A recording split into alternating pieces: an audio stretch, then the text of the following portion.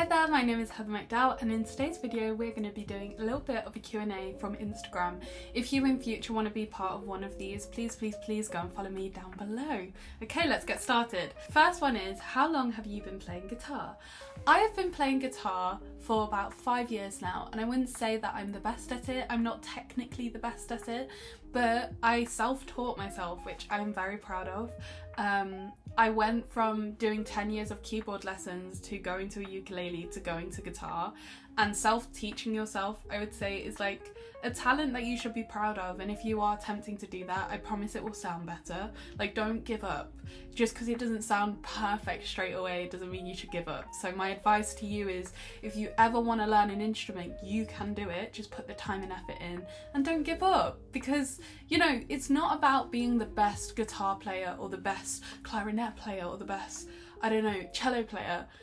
You just have to have a love for the instrument, and as long as you put your mind to it, you'll be able to do it. So yeah, I would say I've been playing it for 5 years and I'm enjoying it. And although, you know, some men like to come up to me during my gigs and say I'm playing the guitar the wrong way, I just ignore them, because it's not about you, it's about me. And if I can write songs with a guitar, which you don't seem like you write songs, bye. I shouldn't be taking their criticism, you know? Anyway, the next question is, what's the favourite...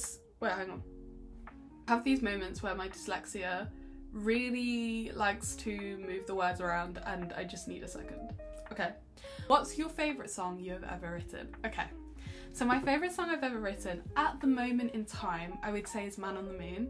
I feel like this song is so progressive of where I want to take my music. I feel like it really embodies like who I am, and, you know, I am an adult now. I'm not going to be writing, you know, songs that like please everybody, and I'm not going to be writing songs that I feel like will be universally taken in. This is about my life, my love for music, and I'm excited. This is a new era, and as of today, which is the 23rd of January, I am number 6 on the big top 40 chart for Future Hits Radio, which I never thought would happen to me. Me being on a radio chart was never in my alignment. 2025 has had like a good vibe and good year about it, but I never thought like this would happen so quickly, or, you know, I've always dreamed of this. And, you know, I had a lot of people try and put me down saying, I've not heard of that radio station before.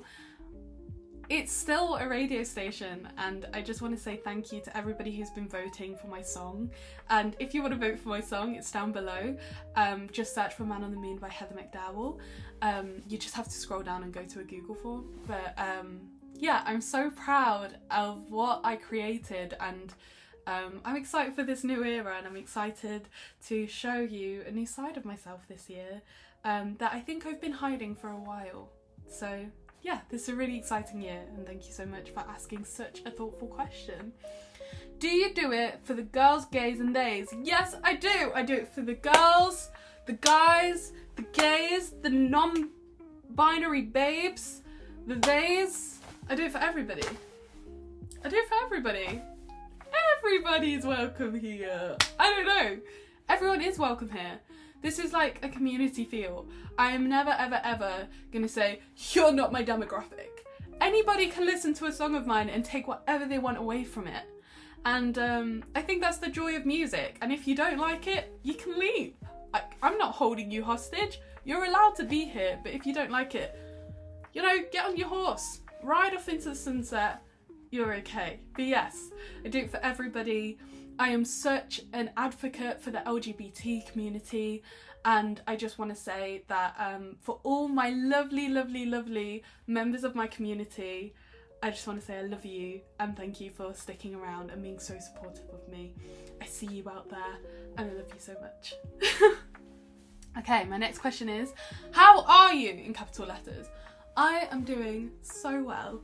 I feel like this year has a new energy to it that is very refreshing, and I feel like this is the year of opportunity and change, and I've already sensed like a good omen about this year. And, you know, whatever happens, I just want to go into the mindset of what will be will be.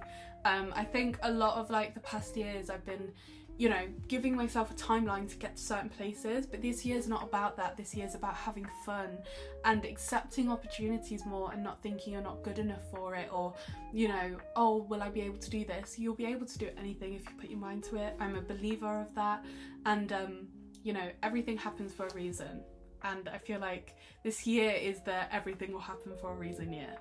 So yeah, I'm doing very well, and thank you for asking. I hope you're doing well. Put down below how you're feeling. Okay, my next question. What was your biggest barrier before you started uploading music/content? This is a very interesting question. So I was very young when I actually started posting online. There was protection behind it, like my parents were overseeing what I'm uploading. I started posting my original songs when I was 13, which is so young. But I started writing original songs when I was 7, and this had been like an ongoing thing where I was like, Mum, please, I want to show the internet my songs. And finally, I don't want to say she gave in, but she did go, you know, if you want to do this, go for it. And that's what I want to say, is that I'm very fortunate. I have parents that support what my sister and I like believe and want to do in the future and succeed in, which is so nice to have parents like that. And I know how I'm in such a fortunate position, because there's some people out there who want to be releasing music and their parents will say no, or they want to be their authentic selves and their parents kind of, you know, don't allow that safe space. So I am very fortunate in that. But yeah, there was definitely barriers. I was getting bullied a lot of the time. I was a newly diagnosed autistic babe who was still figuring out their emotions and why socially they weren't like apt.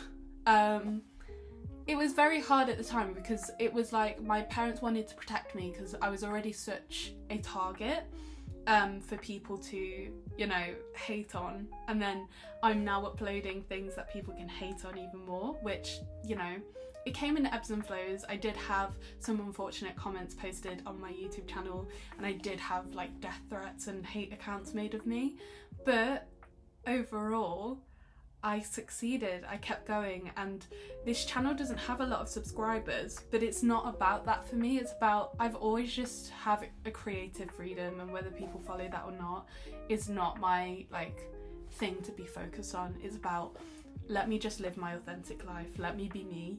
And I think one of the biggest barriers is to not go and compare yourself to other people. Like, I was comparing myself to big YouTubers at the time. They were all musicians and they were posting like similar videos to what I was posting, and it was like a thing where I was like, well, I'm posting just as much as they are. Like, a lot of videos are privated now because they were clearly like knockoffs of like other people's videos, which I don't agree with.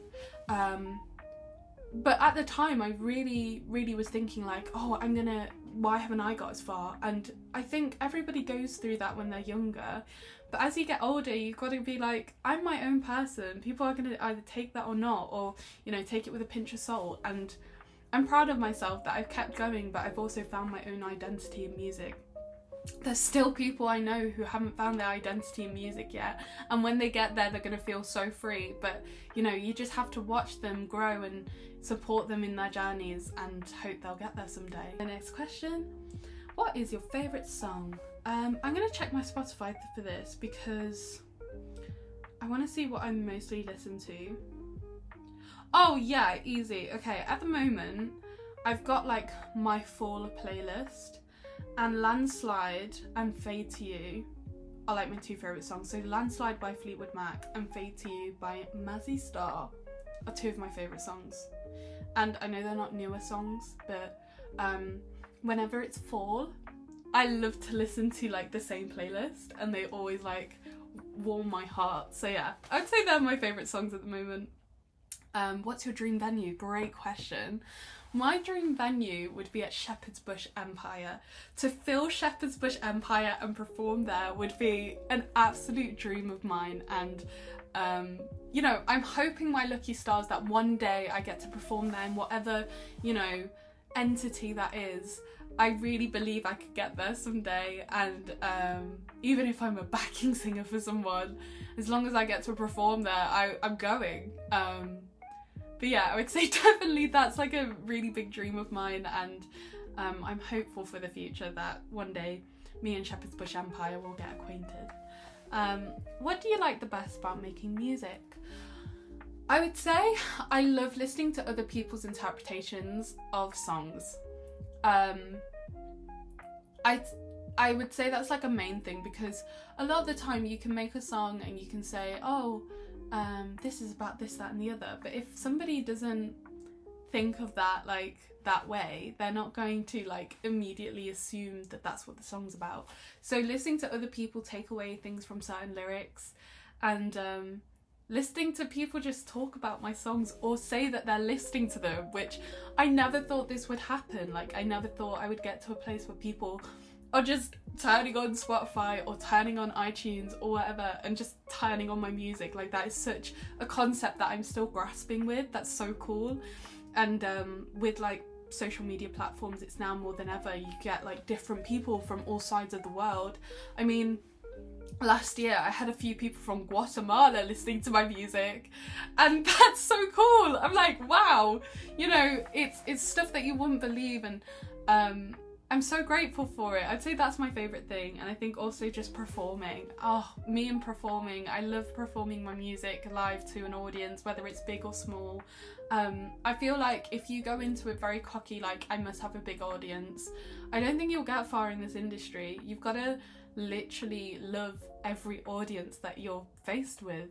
If you don't like appreciate the smaller audiences, how are you appreciating the bigger ones? Because, you know, music ebbs and flows. Sometimes I see artists who have got a sold out tour, and then the next season round they might struggle to sell tickets. That's just the way the industry is.